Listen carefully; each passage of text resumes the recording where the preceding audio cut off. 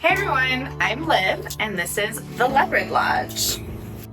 Today, the leopard is in the kitchen. We'll be cooking, or rather, chopping, because it's a salad. Today we are making a Sicilian-inspired citrus salad.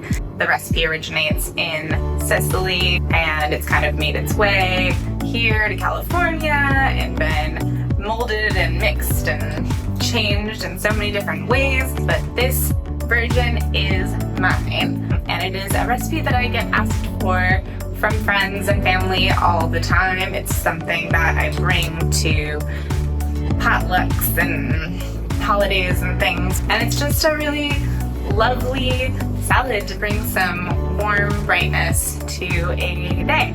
Step 1, make a cocktail, because you're gonna want something to drink while you're chopping. So I was thinking, I'm making a Sicilian-inspired dish, so I should make a Sicilian-inspired cocktail. I have this blood orange Amaro from Sicily, very fitting. And I have this Carpano Antica, which is also an Italian vermouth. I have an orange, we're gonna use the peel, some seltzer, plain seltzer. All right, let's make this. Half an ounce of the blood orange Amaro. Just making a nice light drink today. Have a little spritz before dinner. Half an ounce of the Carpano Antica vermouth. I'm just gonna add my seltzer, fill it up halfway, give it a little stir. A couple of ice cubes and the orange peel. So you're just gonna kind of carefully peel the skin. Don't want to pull off too much of the pith. See how there's very little there? Give that a squeeze. Give it a twist. Wipe it on the edge to get the oils, and you're set. Delicious aperitivo. What you will need for this recipe is some kind of winter citrus. I've got a blood orange, Cara orange, a grapefruit. If you're making a big salad, a combination of the three is really pretty. If you're making a smaller salad, probably pick 1 to 2, a quarter to half red onion, depending on how big it is. Feta, frise, mint, arugula, pistachios. I like to buy mine roasted because I can never quite roast mine perfectly. They always get overdone or underdone. So I just get them, pre-roasted and they're nice and crunchy. Kalamata olives. I like to buy mine pitted because I'm lazy. If you don't have red onion, or if you don't like red onion, you can substitute fennel, which is actually very Sicilian, but I really like the red onion in this recipe. It just gives it a nice amount of bite. What we're gonna do to take away that really hot sharpness that happens is put these in a bowl with ice and water for a minimum of 10 minutes. I would say no more than 2 hours. I cut the onion in half, and then I cut it down this line, but I didn't cut it all the way so that I can get these kind of half moons, quarter moons rather. We're gonna use about a 1/4 cup of pistachios, and we're gonna chop these up. Do not use your chef knife to cut nuts.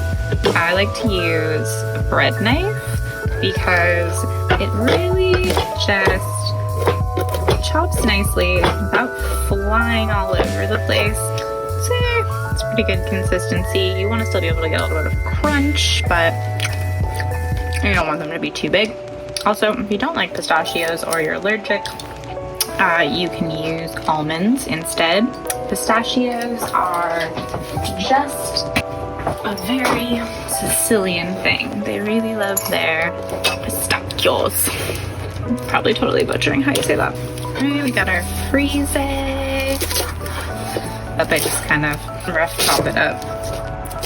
Super simple. I also learned how to cut citrus with a serrated knife, but you can use regular knife as well.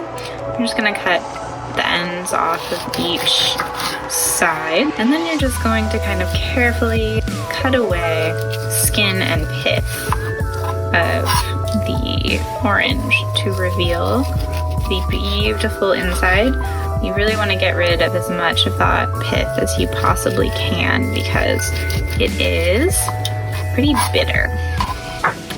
Once you have everything peeled, you can go ahead and make slices. It does look super beautiful, but if you are in a rush or you don't want to deal with this, you can absolutely just chop your citrus up and throw it in the salad, call it a day, and it is still going to taste delicious.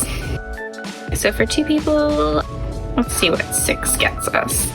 Just kind of rough chopping though. You want them to be like not too chunky and well dispersed throughout the salad. Chop, chop, chop, chop, chop. Yeah, I think that looks good for 2 people. It's about 2 tablespoons worth. You could maybe do 2 more. I would usually use sheep feta. I would definitely prefer it, but I have this local cow milk feta today, so that's what we're using. It comes in this nice block. I don't know if I can give you an exact measurement on this because I love cheese. Wow, I really do.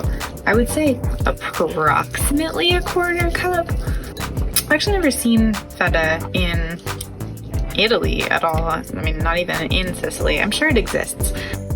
Yeah, like 1/4 to 1/3 of a cup. There was a huge Arab influence in Sicily. So that's why you see a lot of crossover in the cuisines.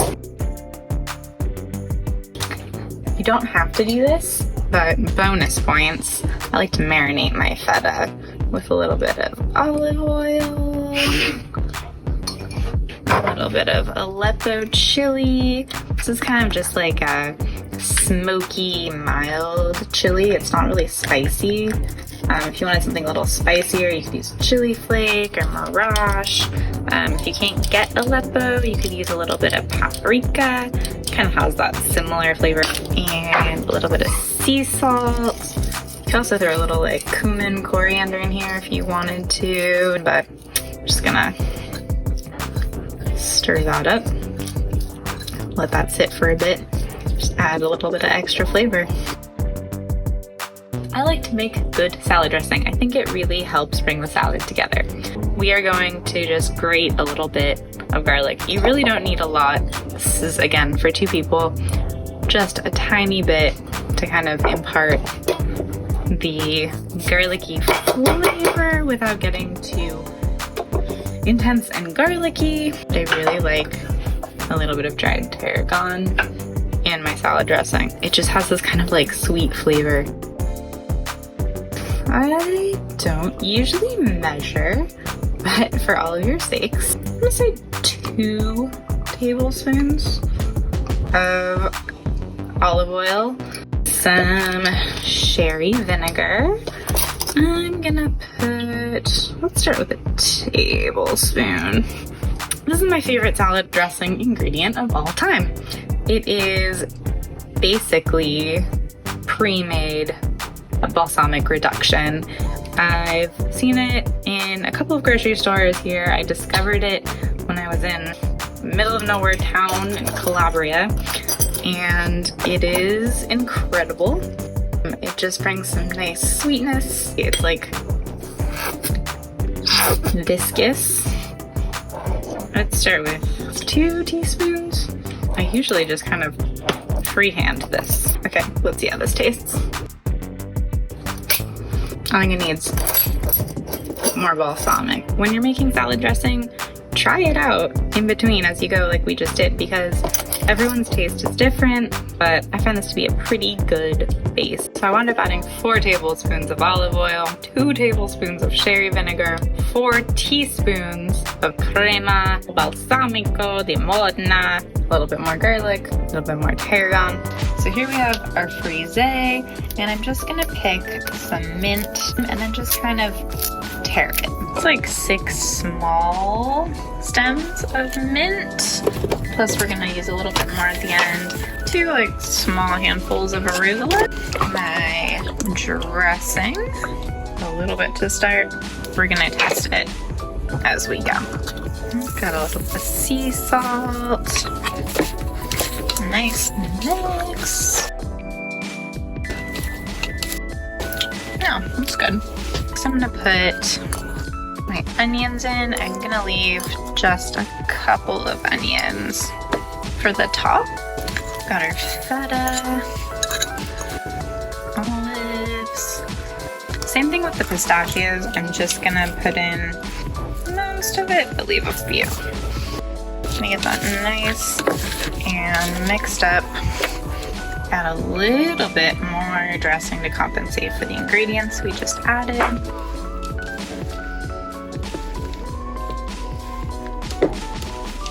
A little bit more salt. This is really just a taste as you go kind of a thing. A little bit of pepper and add a little bit of extra Aleppo because it's delicious. Mix that all together and let's plate. We're just gonna put our salad out on a nice platter. Grab our citrus. Be nice if we had a little grapefruit for some pinky color, but that would be just too much food for 2 people. So a little extra juice on there. A couple of the onions for a little bit of that extra pop of color. Same with the pistachios. Do a couple more little torn mint leaves on top. Adding herbs to salads just elevates them to like a whole new level. I'm gonna take a little bit more of my dressing and I'm gonna drizzle it on top of the oranges. One last splash of Aleppo for color. And a little bit of flaky salt for the oranges. That looks delicious. I picked up this natural catturato, which is a native Sicilian varietal, to have with the meal. I totally get that not everyone will have access to something like this wine, but I chose it because I love to pair regional wine with regional foods, because that is often how it was intended. As a general rule of thumb, a crisp white or rosé would be great with a salad. I would avoid whites aged in oak or any kind of red wine generally, especially a fuller bodied one, and we can get to the why on that later. I'd love to get deeper into wine pairing in future episodes. Let me know in the comments if that's something you'd be interested in. Thanks everyone for watching. I hope you enjoyed this video and I hope you're excited to get out there and make some salad.